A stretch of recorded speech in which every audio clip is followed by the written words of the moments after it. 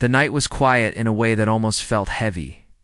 The large house stood at the top of the hill, surrounded by tall trees that blocked most of the wind. Inside, the man who owned the place had finally managed to fall asleep after a long day. His work had kept him busy until late evening. He was grateful for the silence that wrapped around the house like a blanket. He lived alone.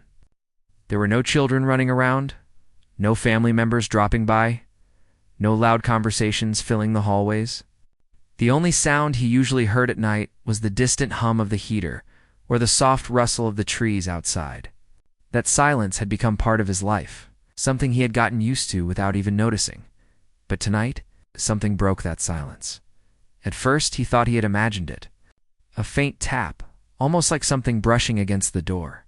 He shifted slightly under the blanket, but kept his eyes closed, trying to fall back asleep.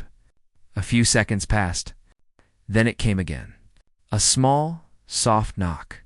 Not loud, not rushed, but clear enough that he knew it was real. He opened his eyes and stared at the ceiling. It was close to midnight. No one ever came to his home at this hour. No one came at any hour, really. The place was far from the road and behind a gate that very few people approached. He wondered if an animal had tripped a sensor or if one of the old branches outside had hit something. Then he heard it again, this time slightly louder. A definite knock. He pushed the blanket aside and sat up. His first thought was that it had to be a mistake. Maybe someone took a wrong turn. Maybe a car broke down. But the chances of that were small. His house wasn't on any usual path. It stood alone like a silent island. He grabbed his robe, slipped it on, and walked out of the bedroom, his steps slow and cautious. The hallway lights turned on automatically, casting a warm glow on the wooden floor. The entire house was quiet. Too quiet. The kind of quiet that made the knocking sound even stranger. When he reached the front hallway, he stopped and listened. For a moment, everything was still. He almost convinced himself that it had been a dream. Then 3 small knocks. 1, 2, 3, soft but steady. His eyebrows drew together. Whoever it was, they were not giving up. He approached the door, but did not open it immediately. Instead, he looked at the small screen to the side that showed whoever stood outside. The camera view was dark and blurry at first, but then the system adjusted. That was when he froze. A little girl stood outside. She was tiny, no more than 8 or 9 years old. Her hair was messy, and she wore a jacket that was far too big for her. Her small hands were tucked inside the sleeves. She kept glancing behind her as if she were afraid of something or someone. She looked cold. She looked lost. And she was alone. He stared at the screen, confused. Children did not come walking alone up this hill. Not during the day. Definitely not at midnight. He unlocked the door, but kept the chain on, opening it only a few inches. Cold air rushed in. The girl looked up the second she heard the sound. Her eyes were wide and tired. She looked like she hadn't slept properly for nights. "Why are you here?" he asked gently, though the confusion in his voice was clear. "It's very late," the girl swallowed before answering. Her voice was small and shaky. "I'm sorry. I didn't know where else to go." He loosened the chain and opened the door wider. The girl stepped back slightly, not out of fear, because the warm air from inside the house met the cold outside, making her breath come out in small clouds. "What's your name?" he asked softly. She hesitated. Can I come inside?" she whispered. Just for a moment, he hesitated. Letting a stranger into his home, especially a child, was something he never thought he would face. But it was freezing outside. Her lips were pale. Her fingers were trembling. He could not leave her out there. He stepped aside. "Come in." The girl walked inside slowly, as if unsure she was allowed. She held a torn backpack against her chest. Once she was fully inside, he closed the door behind her. The sound echoed through the large hallway. She looked around with wide eyes. The house must have seemed enormous to her. Clean floors, warm lights, soft rugs, and tall ceilings. It was the complete opposite of whatever she had come from. She didn't say anything. She just stood there, breathing slowly, trying to stop her hands from shaking. "You must be freezing," he said. "Come sit over here," pointed to a small bench near the entryway. She obeyed quietly and sat down. Her legs dangled over the edge because they were too short to touch the floor. He noticed she kept clutching her backpack tightly, as if afraid someone would take it from her. He knelt down slightly so he wasn't towering over her. "Can you tell me what's going on? Why are you out here at this hour?" The girl lowered her head. For a moment, she didn't answer. She kept rubbing the edges of her backpack, her fingers moving in nervous little circles. He waited patiently. He could see she was trying to gather courage. Finally, she lifted her face. Her eyes were wet, but she wasn't crying.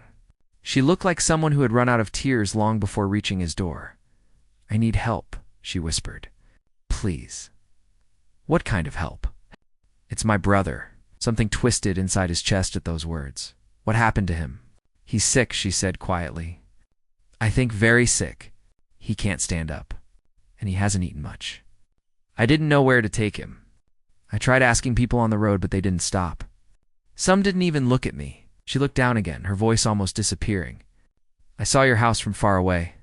I thought, maybe someone here would listen." Her words carried a kind of innocence that felt heavy. Children should not have to search for help at midnight. They should not be wandering alone. "Where is your brother now?" he asked. "Not far," she replied. "In a small trailer? It's old. We've been staying there." He took in a slow breath. A child and her sick brother in an abandoned trailer on a cold night. It sounded unreal. It's like something from a story. But the way she said it made it clear it was the truth. "How long have you been there?" he asked. 3 days, she said softly. "Our mom left. She said she was going to find something for us and come back. But she didn't. I waited. I kept waiting. My brother kept sleeping a lot. He feels weak. I tried giving him food, but we only had a little. Then tonight he started breathing weird. I didn't know what to do. I thought if I didn't find help..." She paused, her voice shaking. "I thought he might not make it." Man felt something shift inside him. He had heard many stories in his life, but hearing this from a child standing in his home at midnight felt different. It felt real in a way that pulled at his chest. "Why didn't you go to a hospital?"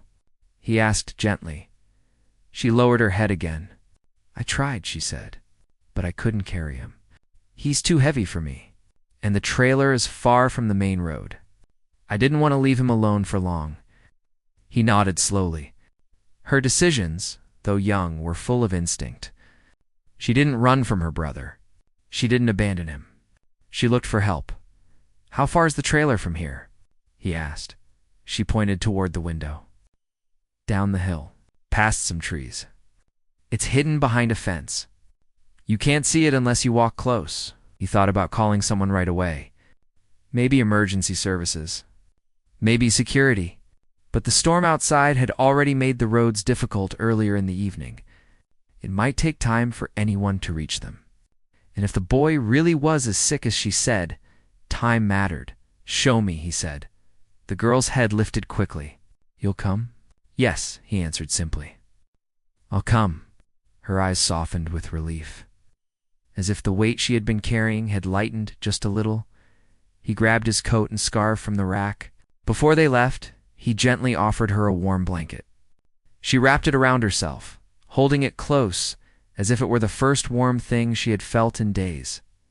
"Stay close to me," he said as he opened the door again. The cold night air rushed in. The trees swayed. The darkness outside felt deeper than before. "I will," she whispered. They stepped out together. The path leading down the hill was dim, but the girl walked with purpose.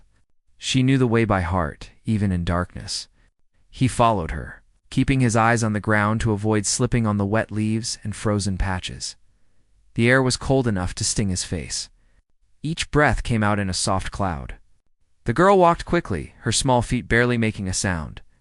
She kept looking ahead, not at him, not at the trees, but toward the place where her brother waited. He could see how much responsibility she carried, far more than any child ever should. She was moving fast because she was scared. Scared of what they would find when they reached the trailer. Scared of what might have happened while she was gone. Is it far? he asked after a few minutes of walking. No, she said. Just past those trees. They reached a broken fence. The girl squeezed through a wide gap. The man followed, though he had to bend down to avoid the sharp edges. On the other side, the ground felt uneven, covered with patches of dirt, grass, and old fallen branches. Then he saw it, an old trailer, sitting crookedly in the middle of a small clearing. The roof had rust. The windows were fogged. The door looked like it barely stayed on its hinges. There was no sign of light inside. The girl ran ahead and pushed the door open. It made a harsh sound as it scraped against the floor. She stepped inside and he followed. The smell hit him first. Damp air mixed with the faint scent of old blankets. The place was dark, except for the small bit of moonlight snaking through a crack in the window. Then he saw the boy. He lay on a thin mattress in the corner. His breathing was shallow. His small hands were curled against his chest. His skin looked pale, almost grayish. Even under the dim light, it was obvious he was not well. See? The girl whispered, her voice trembling again. I didn't know what to do. He won't wake up much. The man walked closer and knelt beside the boy. He placed a hand carefully near the child's forehead. It felt warm, almost too warm. He needs help, the man said quietly. The girl nodded. I know. The man looked at her. She stood near him, holding her torn backpack tightly again, watching her brother with helpless eyes. How long has he been like this? He asked gently. Since yesterday morning, she said. He keeps sleeping and shaking. I stayed next to him. I didn't let him be alone. But tonight, he started breathing strange. That's when I left to find someone. She looked at him, her voice breaking. I didn't want to leave him, but I had to. You did the right thing, he said softly. You did everything you could. Her lips trembled. She looked like she wasn't sure if she should believe him. She looked scared of the truth he might say next. We're taking him to get help, he continued. Right now. Her eyes widened a little, and for the first time since arriving at his door, he saw a flicker of hope. You'll really help us, she whispered. Yes, he said, and he meant it. He lifted the boy carefully, supporting his head and body so that he wouldn't stir too much. The girl watched every move, her fingers twisting nervously around the backpack strap. When he stood up with the boy in his arms, she grabbed the handle of the trailer door and held it open. Stay close, he repeated. I will, she answered again. They stepped back into the cold night, leaving the broken trailer behind. The wind was stronger now, and the sky looked even darker. But the girl walked beside him without slowing down. She looked worried, but no longer alone. The boy lay silently in his arms, weak but still breathing. The man had no idea how much their lives, his and theirs, were about to change. He didn't know what was coming. He didn't know what truths he would hear before the night ended. All he knew was that a little girl had knocked on his door at midnight, and nothing inside him felt the same anymore. The wind grew stronger as they climbed back up the hill, but the man kept a firm hold on the boy in his arms. The girl stayed close beside him, almost matching his steps even though her legs were much shorter. She kept glancing at her brother's face, watching every breath he took, as if she feared each one might be the last. Her small hands tightened around the straps of her backpack. She didn't say anything, but he could feel the worry rising off her like cold air. The man tried to walk quickly, but carefully, making sure not to slip on the uneven ground. The boy's body felt light and limp, and that worried him. A child that age shouldn't feel so weightless. It meant the boy had been losing strength for days. The man held him closer and continued walking.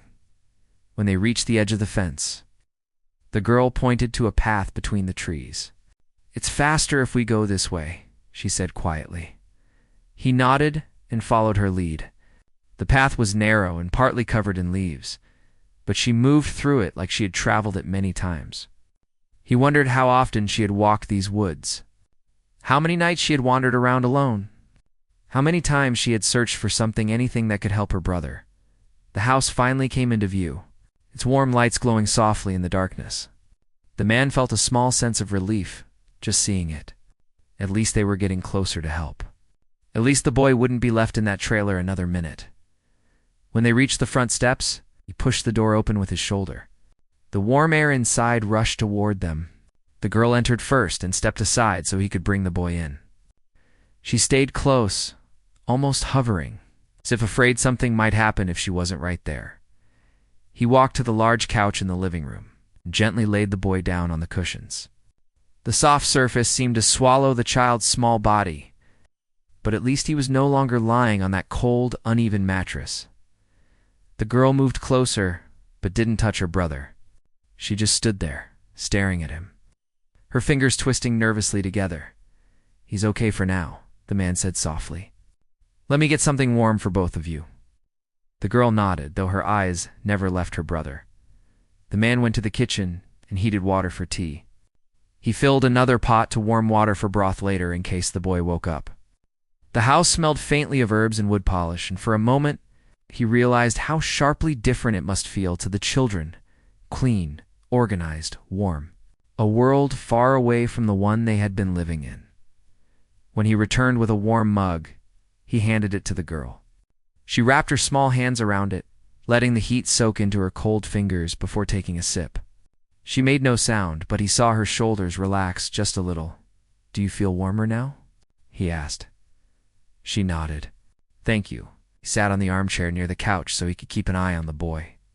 The girl stood beside the couch, still holding the mug with both hands. "What's your brother's name?" he asked gently. She told him. "And how old is he?" "6, she whispered. The boy looked even younger in that moment, curled under the blanket he had placed over him. His breathing was shallow, but steady. The man checked his forehead again. "Still warm?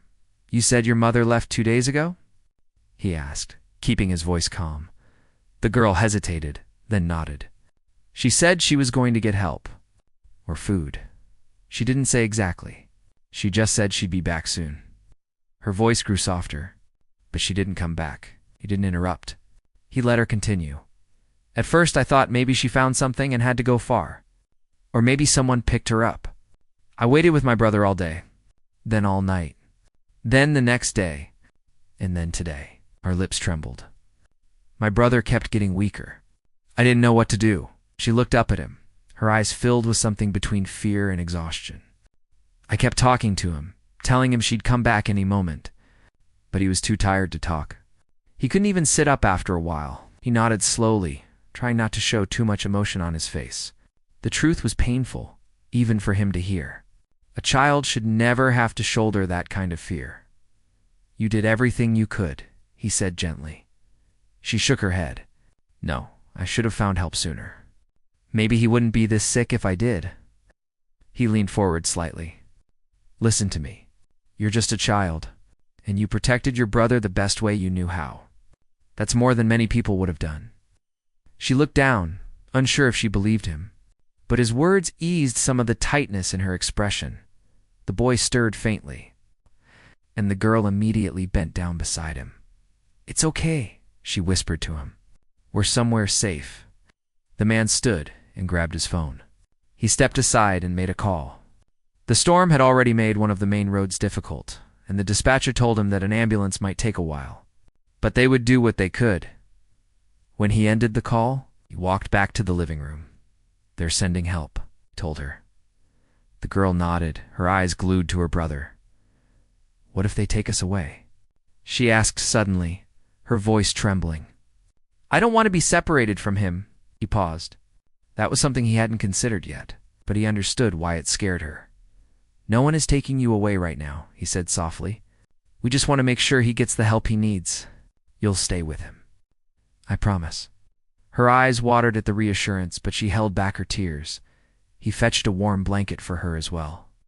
When he placed it around her shoulders, she held it close, almost hugging it. "You must be hungry," he said. "Have you eaten anything today?" "A little," she murmured. "When was the last time you had a real meal?" She hesitated, then whispered, "I don't remember."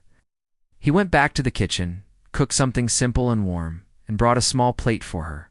She ate slowly, carefully, almost as if she wasn't used to eating in a calm place. She watched her brother between every bite. The man noticed how she saved the last piece of food on her plate, pushing it to the side. He thought she might still be hungry. "Why aren't you finishing?" he asked. She looked down. I was going to give it to my brother when he wakes up." "You can finish it," he said gently. "I'll make something fresh for him when he wakes." She hesitated, then finally nodded and finished the food. He made her another small portion anyway, just in case she needed it. Time passed slowly, especially for the girl, who stayed by her brother's side without moving away. She touched his forehead now and then, whispered to him softly, and kept her small hand near his arm as if to let him know she was there. The man watched them both carefully. He had never felt this kind of responsibility before, especially toward children he didn't know. Yet something inside him had shifted the moment he saw the girl at the door. Something quiet but powerful. He couldn't explain it fully, but he didn't try to. He simply knew he wanted to help them. The boy stirred again, this time slightly waking. His eyes opened halfway, but he seemed confused. The girl leaned closer. "It's me," she whispered. "We're safe now." The boy made a small sound but didn't speak. His eyes drifted shut again, but his breathing seemed a little calmer. The man felt a small sense of relief.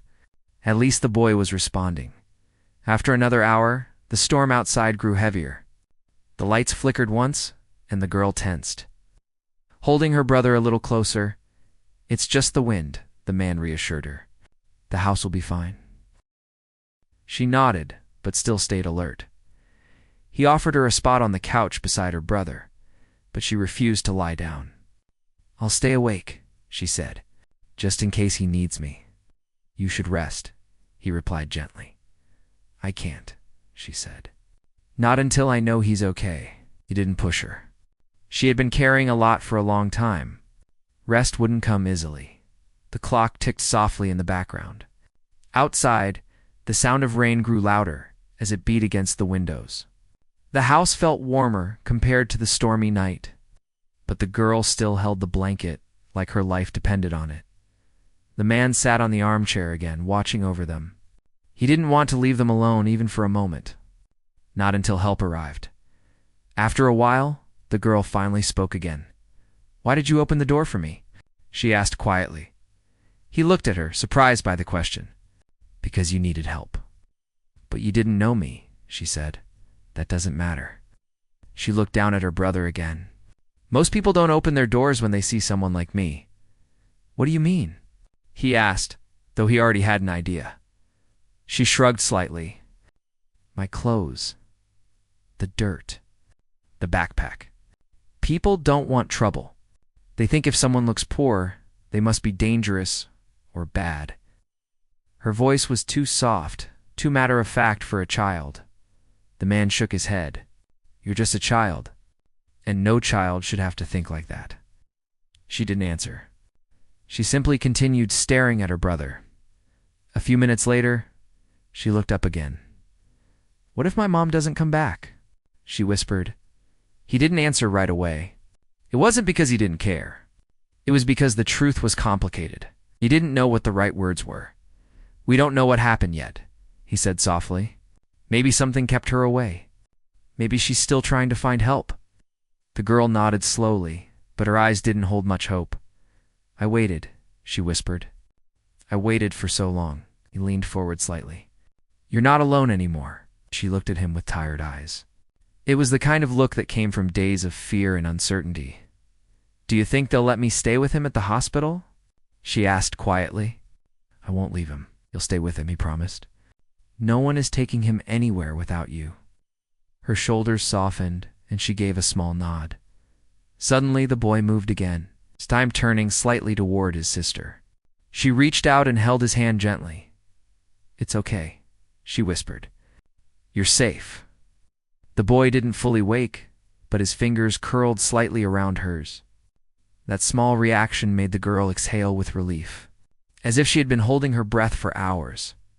The man watched them, and felt something stir deep inside him, a kind of protectiveness he hadn't felt in years, maybe ever. These children had walked into his life out of nowhere, yet at that moment, he couldn't imagine leaving them alone. Another hour passed before headlights appeared outside the window. The girl stood. Quickly. Fear and hope mixed on her face. "That's them," the man said. "They're here to help your brother." She nodded nervously and held her brother's hand tightly as if she was scared they might take him away right then. When the responders entered the house, the girl stepped closer to her brother, ready to shield him if needed. "It's okay," the man whispered to her. "I'm right here." The responders checked the boy carefully and prepared him to be taken to the vehicle. The girl refused to let go of his hand, and they allowed her to stay beside him. "You can ride with him," one of them said gently. She nodded, her face pale with worry but determined. The man grabbed his coat. "I'll follow behind you," he said. "You're not going through this alone." The girl looked at him with wide eyes, almost unsure if she heard him correctly. "You'll come with us?" She whispered. "Yes," he said simply. "I'm not going anywhere." She held her brother's hand even tighter. For the first time since she had appeared at his door, he saw something new in her expression. Trust. She believed him. And he knew deep down that from this moment on, nothing in his life would ever feel the same again. The next morning came slowly, with soft light spreading across the sky long before the sun finally showed itself. The house on the hill was usually quiet at this hour, but today it felt different. There were small sounds of movement coming from the guest room, the soft thump of light footsteps, the shifting of blankets, and the low whisper of voices trying not to disturb anyone. The man was already awake. He had barely slept after the long and emotional night. He had stayed up late, sitting in the living room with only a dim lamp on, trying to make sense of everything the girl had told him. The boy sleeping in the guest room had a name he still didn't know. The girl had only mentioned her brother once, calling him "my little one." She had avoided giving details, as if saying too much might make things worse. He didn't push her. She seemed tired, scared, and protective. Anyone could see she had been carrying far more responsibility than someone her age should ever have to carry, so he had simply told her she was safe here and allowed her to rest. Now, as the morning light crept into the house, he stood in the kitchen making breakfast. He wasn't good at cooking. Most days, he ordered meals from places around the city or had food delivered to the house. But today, something in him insisted he try. Maybe it was the sight of the boy sleeping with his face buried in the pillow. Maybe it was the memory of the girl shivering outside in the cold. Maybe it was his daughter's fierce voice from the night before, how she had defended the siblings without hesitation. He found himself skipping his usual routine. No business calls. No meetings. No laptop open on the kitchen table. Instead, he cracked eggs into a bowl and shook his head when the shells broke into pieces. He tried again. He burned the first slice of bread and had to throw it out. But eventually, he made something that looked decent enough. He heard quiet steps behind him. When he turned, he saw the girl standing in the doorway. Her hair was still messy from sleep. She rubbed her hands together like she wasn't sure she was allowed to be in the kitchen. "You're awake early?" he said gently. She nodded. "I wanted to check on my brother." "He's fine," the man said. "He's still asleep. He looked tired last night." A small, worried smile tugged at the corner of her lips. "He doesn't sleep well sometimes, do you?" he asked. She looked down instead of answering. That was enough of an answer by itself. He glanced at the food on the counter. "I made breakfast. Or something close to breakfast. I hope it's okay." She hesitated before stepping inside. "You didn't have to do that." "I wanted to," he said, and he meant it. "Sit. If your brother wakes up soon, he can join us." She moved slowly, like she was afraid she would break something just by being near it. When she sat at the table, she kept her hands folded together on her lap. The man placed a plate in front of her, and she stared at it for a long moment, before whispering, "Thank you." They sat in silence for a few seconds until she spoke again. "Can I ask something?" "Of course. Are you going to call someone? Like the police? Or someone who takes kids away?" Her voice wavered at the end, and the man felt a sudden tightness in his chest. She was so young, yet she had already learned to fear the world in ways most people never had to. "No," he said firmly, leaning forward so she could see his face clearly. "Not unless you want me to. No one is here to take you away. You came here asking for help? That means you get a say in what happens next." His words seemed to take a moment to sink in. When they did, she breathed out slowly, like a weight had lifted off her shoulders. "Thank you," she whispered again, this time with more emotion behind it. Just then, the soft sound of small footsteps echoed from the hallway. The boy appeared, rubbing his eyes and dragging the blanket behind him like it was a friend he didn't want to let go of. When he saw the girl, he walked straight to her and rested his head against her arm. "You okay?" she asked softly. He nodded sleepily. The man smiled at them. "You want some breakfast?" The boy blinked up at him, unsure. The girl nodded for him, and he slowly climbed into the chair next to her. The man made another plate and set it in front of the boy, who hesitated like his sister did but eventually took a bite. The moment he tasted the food, something warmed in his expression. He ate slowly but steadily, as if trying to make the moment last. They ate together in a kind of careful quiet. The man didn't rush them or fill the space with unnecessary talk. He wanted them to feel safe here. He wanted them to trust that there was no danger waiting around the corner. After breakfast, his daughter finally came downstairs. She had stayed up late too, after the shock of finding two strangers in the house and convincing her father to help them. But she looked determined this morning, like she had already made up her mind about these siblings. "You slept?"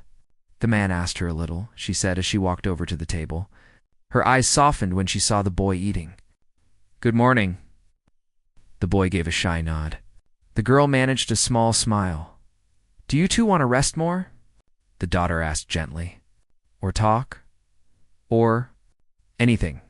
The girl seemed unsure how to answer. She looked at her brother, then back at the daughter. "I guess we should talk. If that's okay." "Of course," the daughter said, pulling out a chair. The four of them sat at the table together. For a moment, no one spoke. The girl took a slow breath, gathering courage she didn't think she had. Finally, she began. "We used to live with our mom," she said. She tried her best. She really did. But things were hard. She didn't have a stable job. We moved a lot. Sometimes we stayed with people she knew.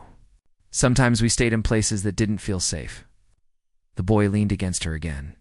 Listening without understanding everything, the man stayed silent, waiting, letting her share at her own pace. One day, she got sick. She said it would pass, but it didn't. And then everything got worse. The girl swallowed hard, staring at her hands. We didn't have money for the things she needed, and she was scared to go to the hospital because she couldn't afford it. The man felt a familiar ache in his chest. Life was not fair. Some problems should never fall on the shoulders of children, the girl continued, voice trembling. When she couldn't work anymore, we couldn't stay in the place we were living, so we ended up outside. She kept saying it was temporary. She kept promising she'd get better. The daughter reached across the table and touched the girl's arm gently. She didn't get better. The girl said, voice almost breaking. "She told me one day that if something happened to her, I had to take care of my brother. That I was strong enough. But I wasn't. I didn't know what to do. And then one night, she didn't wake up." The boy rested his head against his sister, not understanding but sensing her sadness. The man looked down, closing his eyes for a second. The daughter whispered, "I'm so sorry." The girl wiped her eyes quickly, embarrassed. "I didn't know where to go. We stayed near the place where she was, but people started noticing, and someone said they might separate us if anyone reported us.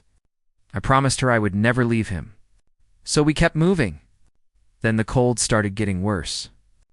We didn't know what else to do, and last night," the daughter asked softly. The girl looked at the man. "I didn't know where else to take him. I saw your house from far away. It looked safe. The lights were on.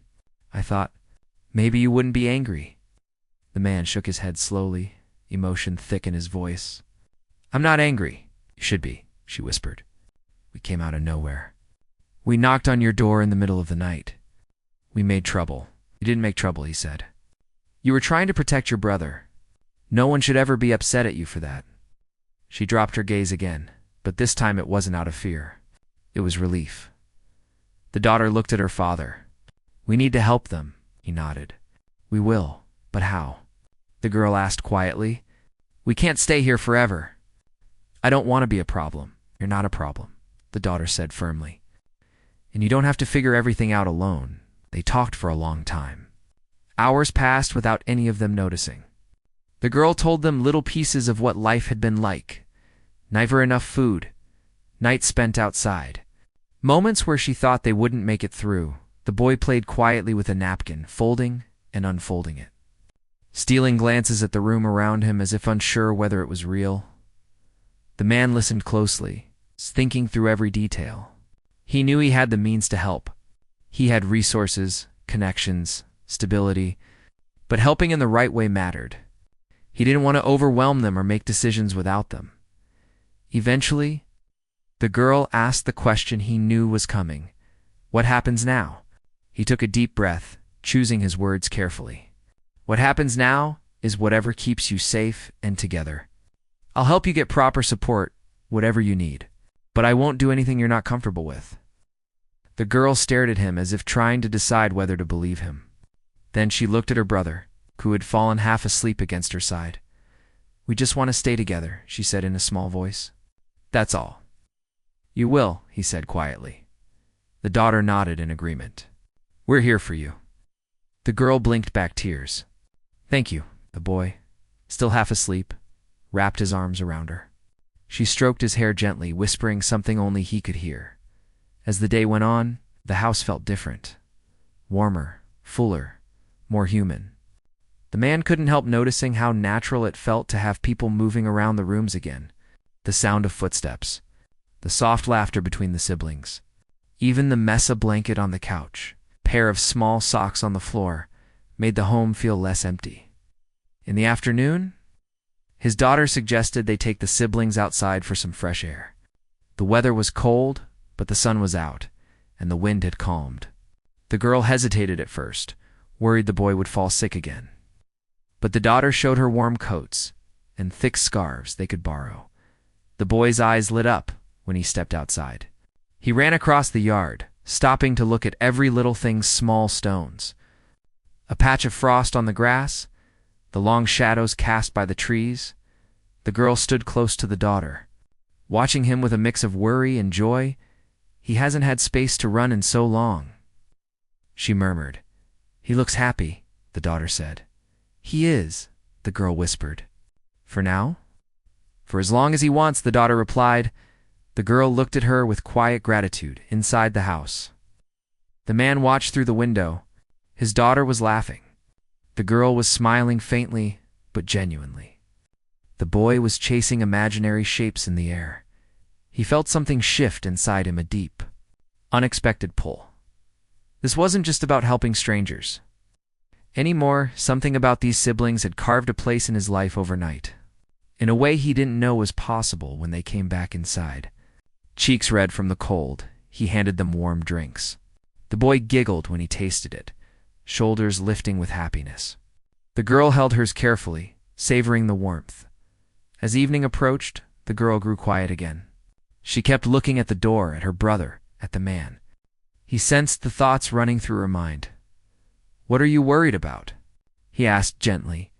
She hesitated, then whispered, I don't want today to end. He understood. It doesn't have to, he said. Her breath caught. We're not sending you away, the daughter added. You're safe here. Both of you. The girl closed her eyes for a moment, letting herself believe it, not fully, not completely, but enough for the first time in a very long time. That night, the boy fell asleep quickly in the guest room. The girl stayed awake longer, sitting on the edge of the bed. The daughter sat next to her, talking softly, telling her she wasn't alone anymore. And downstairs, the man stood by the window again, looking out at the quiet night, the same quiet night he had lived with for years. But now, it didn't feel heavy. It didn't feel empty. Tomorrow, there would be more to figure out: paperwork, support, long-term plans. But tonight, he let himself feel the simple truth. He wasn't just helping them. He needed them too, in ways he didn't fully understand yet. The next morning began quietly again, but the atmosphere in the house felt very different from the day before. The girl woke up first. She opened her eyes slowly, surprised by how soft the pillow felt beneath her head. For a moment, she didn't remember where she was. Then she saw her brother curled beside her, holding his blanket close to his chest. Breathing peacefully, she sat up and looked around the warm room. Sunlight slipped through the curtains in thin lines. The air didn't bite at her skin. Her shoulders didn't tense from cold. She hadn't felt this kind of comfort in a long time, and for a few seconds, she let herself enjoy it before the familiar worry returned. What if this peace was temporary? What if something changed today? She brushed her brother's hair gently, whispering to him, "Wake up, little one," murmured something, still half asleep, before turning toward her. She kissed the top of his head and helped him sit up. He blinked around, looking as lost as she had felt moments earlier. "It's okay," she told him. "We're still here." They dressed slowly, using the clean clothes the daughter had brought for them the night before. They didn't fit perfectly, but they were warm and soft, and the girl felt almost guilty wearing something so nice. When they stepped out into the hallway, the smell of warm food carried from the kitchen. It was richer and stronger than yesterday. The girl froze for a moment, unsure if she was allowed to walk toward it. But then she heard laughter, soft, gentle laughter from the dining room. She recognized the man's daughter's voice. The girl nudged her brother forward, and they walked toward the sound. When they stepped into the kitchen, the man was standing with a pan in his hand, shaking his head while his daughter teased him about something. He looked up the moment he heard them. "Good morning," he said warmly. "Did you sleep well?" The girl nodded. "Yes, thank you." The boy gave a shy wave. The daughter smiled brightly. "We made breakfast." "Well, he tried. I helped before he burned the whole kitchen." The man pretended to be offended, but his smile gave him away. "I'll have you know I am improving." The girl sat slowly, not wanting to disturb anything. She watched as the man placed plates in front of them. The boy's eyes widened at the sight-warm toast, eggs that weren't too runny or too dry, and fruit cut into shapes that made him grin instantly as they ate. The daughter asked gentle questions, nothing personal, nothing too heavy. She talked about how cold the weather was, how the trees outside were beginning to lose all their leaves, how she used to hate winter until she learned to enjoy warm blankets and hot drinks. The girl listened quietly. Her brother swung his legs under the table, already more relaxed than he had been yesterday. After breakfast, the daughter asked the boy if he wanted to draw. His face lit up, and she led him to the living room where she had set up paper and colored pencils. The girl followed slowly but stayed standing by the doorway, watching as the boy picked up pencils one by one, testing the colors. It had been a long time since he had anything like this. "You can join him, the daughter said gently. "I'm okay," the girl replied, but she didn't move away. The man walked in a moment later, holding a warm drink in his hands. "Can we talk?" he asked softly. The girl hesitated, glancing at her brother. "He'll be fine," the daughter reassured her. "I'll stay with him." The girl nodded and followed the man to a smaller room across the hallway. It wasn't an office, but it looked like a quiet place for reading or thinking. A small window overlooked the backyard. The man waited until she sat before taking the chair opposite her. He didn't speak right away. He gave her time to settle, to breathe. "Yesterday," he began slowly, "you shared a lot with us. I want you to know I'm grateful you trusted us with that." She looked down at her hands. "I didn't know what else to do." "I understand," he said, "and I want to keep helping you. But I also want to make sure we do things in a way that makes you feel safe." Her fingers twisted together anxiously. "Are you going to send us somewhere else?" "No," he said immediately. "Not unless it's what you want. You came here asking for help. That means you get to be part of every decision." She breathed out slowly. "Okay, there are people who can help you get support, food, education, and help for your brother too," he continued. "Not to separate you. To protect you." She nodded, but didn't speak. "I know you're used to doing everything alone," he added, "but you don't have to anymore. You don't have to carry all this by yourself." She swallowed hard. "I'm just scared," she whispered. "Every time someone tried to help us before, it went wrong. People said they cared, but then they changed their minds, or they got tired of us, or they said we were too much trouble." Gosh. He leaned forward slightly, his voice soft and steady. "I'm not going to disappear. And neither is my daughter. We're here for real." Her eyes filled again, but she blinked quickly, trying to hide it. He didn't push her further. Instead, he let the silence sit between them, not heavy, just calm. "How's your brother?" he finally asked. "He's better, warmer, he's eating more." "That's good," he said. After a moment, she added quietly, "He likes your daughter." The man smiled. "She likes him too. And you." She looked away, embarrassed by the kindness. They left the room shortly after, and the girl went to check on the boy. He had drawn several small pictures, mostly stick figures holding hands, standing under a big tree. Some had small houses in the background. He smiled proudly when she looked at them. She hugged him gently. "These are nice." The daughter grinned. "He's really good." The day continued slowly. They spent most of it inside, staying warm. The man made calls in another room, but he checked on them often. He brought snacks for the boy, extra blankets for the girl, and warm socks that made the boy laugh because they were too big and kept slipping off. In the afternoon, the girl helped the daughter fold laundry. They talked lightly about small things, favorite seasons, things they liked to eat, funny things the boy did when he was younger. It was the first time the girl had a conversation that didn't revolve around survival or fear. But as night approached, she grew quiet again. She sat on the couch with her brother asleep against her, holding him close. The daughter noticed. "What's wrong?" "Nothing," the girl whispered. "Something's bothering you." The girl looked at the sleeping boy. "I just keep thinking about what happens next." The daughter sat beside her. "Tomorrow, we can go with my father to talk to people who can help. Not strangers who don't care. People he trusts.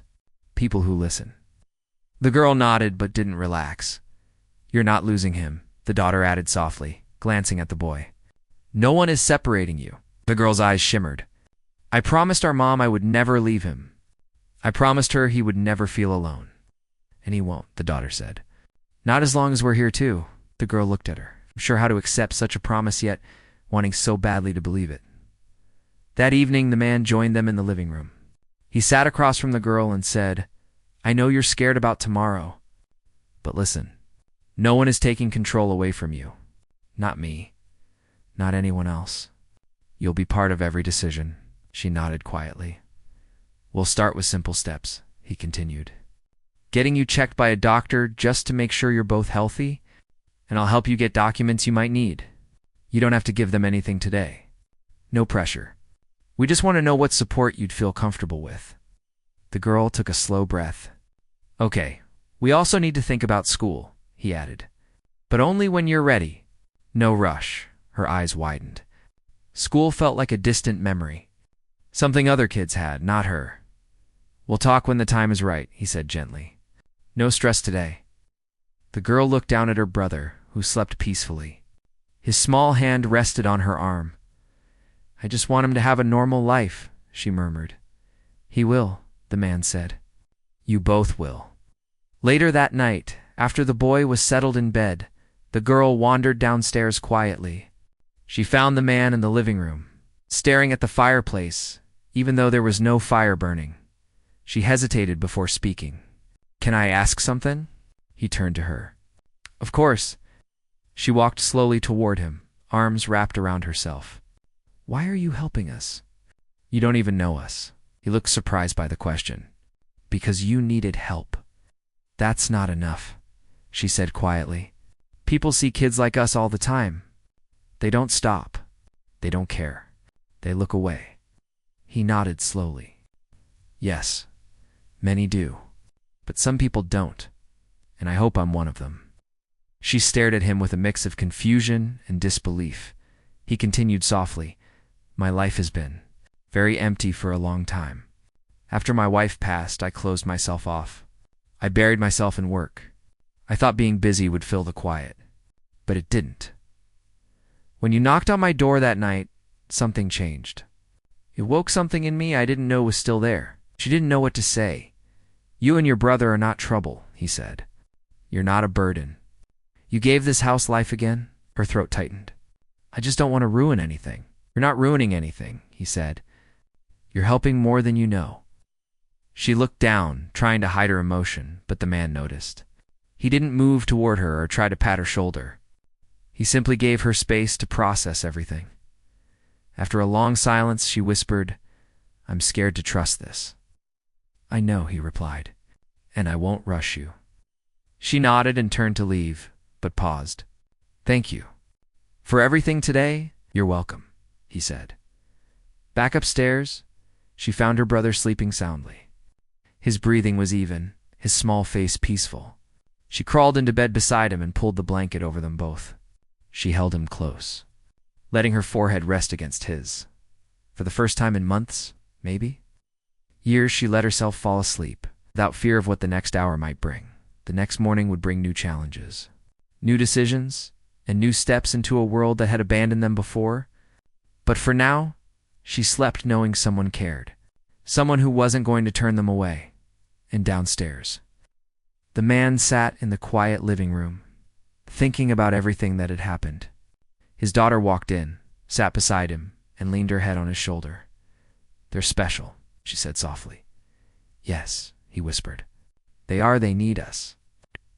He nodded. "And we need them too." The room was filled with a calm silence, silence that no longer felt empty. It felt like the beginning of something healing, something real, something that would change all of their lives forever. The morning of the next day felt calmer than any morning the girl had known in a long time. The air inside the house was warm, and the soft smell of breakfast drifted faintly through the halls. The boy was still sleeping when she woke up, curled under the soft blanket with his tiny hands tucked beneath his cheek. She watched him for a moment, feeling a kind of peace she didn't know she could still feel. She brushed her fingers gently across his hair and whispered, "Wake up when you're ready." She didn't want to rush him. For the first time in forever, he didn't have to run anywhere or worry about being moved or told to leave. She slipped out of the room, quietly, and walked down the hallway. She expected the house to be silent like it was the morning they arrived, but she could already hear movement downstairs. Soft conversations, clinking dishes, the familiar hum of the heater working against the cold outside. When she reached the kitchen doorway, she saw the man and his daughter preparing breakfast together. The daughter was cutting fruit, while the man tried to work the coffee maker. Frowning at it as though he and the machine had unresolved history, the daughter looked up first and smiled warmly. "Good morning," she said. The man turned and nodded at her with a gentle expression. "Did you sleep well?" "Yes," the girl said quietly, taking a few steps inside. "There's breakfast if you're hungry," he said. "We're just getting it ready." The kitchen felt different today, not like a stranger's house, but like a place where she was allowed to walk freely.